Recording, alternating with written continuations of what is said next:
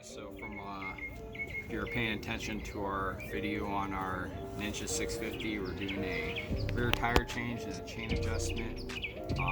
So this is that extra video that I was referring to. We're going to show you how to patch our tire. Customer supplied us a used tire they want to put on. It has 2 holes in it here. They previously had plugs in them.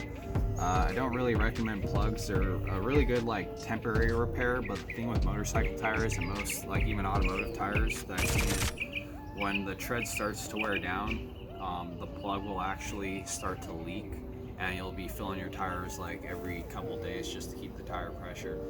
They do sell like good or better quality or more specific tire plugs that you actually install through the inside and pull out. Those are the best. I don't have any of those right now. I've been using these just regular patches with glue for years, and I've never had a problem. I use them on all my motorcycles. Typically, you can get these at like your auto parts store or your Walmart. You don't have to find specific tire repair patches like of that sort. You can get away with using these. They're good for these tires, obviously 120 miles an hour.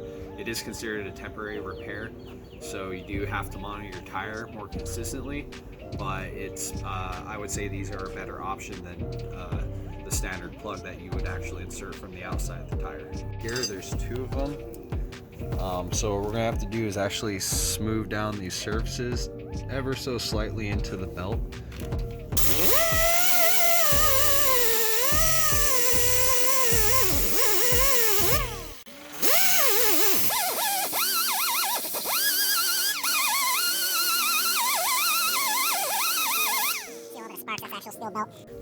You don't want to go too deep. You just kind of want to get these ridges here and these knobbies to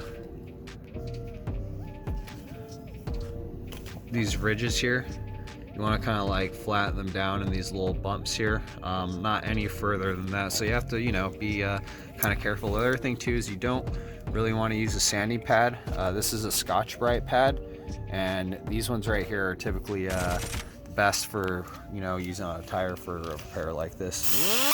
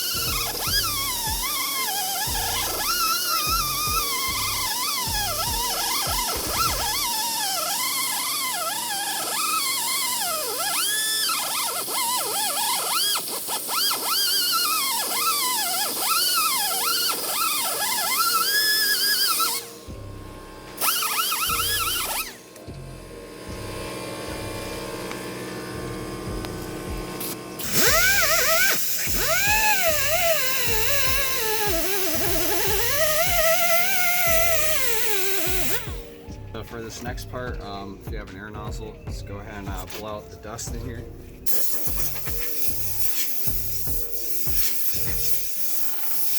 So there's our holes. Next, in your kit should be like a scouring pad, metal scouring pad. You want to rough that up because we just smoothed down the surfaces there. So you want to kind of roughen that up a little bit. Usually go in both directions, kind of like up and down, and then I'll change it here and go side to side. You don't want to make it smooth, that was the point of using the Scotch-Brite wheel. With this, what you're trying to do is actually rough it up and make like ridges, so your glue will get better adhesion into the tire.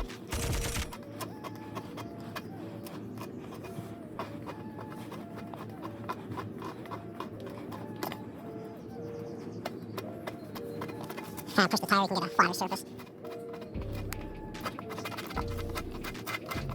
Okay. That looks nice and rough. Go ahead and blow it out there one more time. I'm going to use this bigger one on this hole because it's a little bit longer using the smaller one. So what I go ahead and do is get a little bit of glue, kind of get these patches ready here.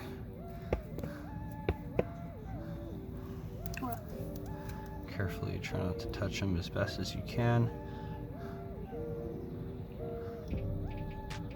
Okay, put a little glue on that surface. Alright, go ahead and push that down,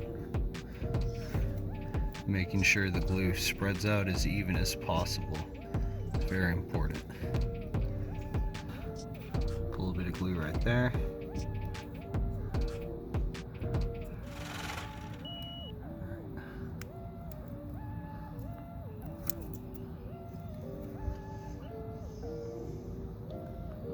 Glue. Alright, put it right next to the hole like that. Alright, just kind of push it down.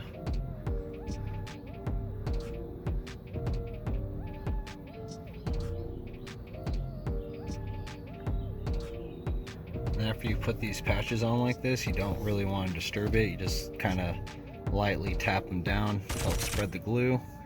And then you want to just kind of set your tire off to the side for about 10 or so minutes and allow the glue to fully cure. Alright guys, so while our tires been drying for the last couple minutes, now would be a good time to just kind of wipe off the surfaces of the rim. So let's see what happens.